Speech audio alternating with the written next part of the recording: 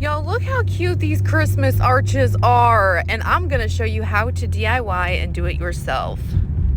Okay, so the first thing we're gonna do is go to Home Depot, and you're gonna get some of this PEX piping. It comes in a big roll like this, and then the next thing you're gonna do is get 10-foot rebar and have Home Depot cut it straight in half.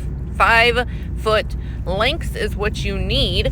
If you have your own husband, fiance, man, boyfriend side piece and he has one of these, you can use this and cut it yourself at home, but why do that when Home Depot will cut it for you?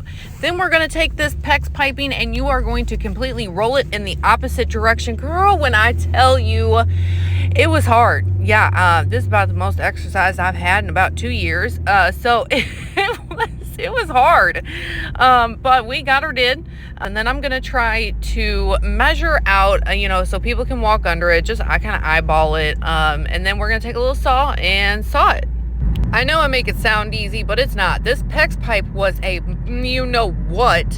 to just basically bend the opposite direction. It has memory, okay? So it's not gonna want to bend the other direction. But once I got it out, we kind of, looked it over, made sure it was all right.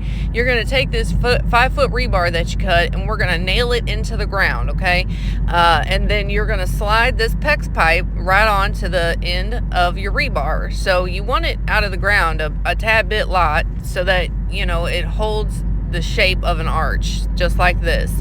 Once we made sure that we liked how it looked, we took that piece back off and cut 3, 4, 5, however many arches you can get out of this PEX pipe, and made sure that we cut them all the same length. If you're a tad bit OCD like me, I laid down a tape measure and we made sure that it was along the same line, and we had 13 feet. So we took 13 feet and we divided it by how many arches we had, and I think it equaled to 2 feet 6 inches. So each arch, at that rebar, we would nail in at 2 feet 6 inches. I highly suggest taking the time to do this because it makes it just look so much nicer in the end. So once we got all the rebar in and it looked okay, we started putting on PEX pipe. It was late, so we did it the next day, and this is how it's looking so far. Now, I have seen people do this with rebar and pool noodles. My only thing is that I wanted this to last for years, so I can use it every single year over and over again. That's why I chose to use PEX piping. You totally don't have to. You can use something as simple as pool noodles. But I just wanted to give you that little piece of information in case you wanted a cheaper way on how to do this.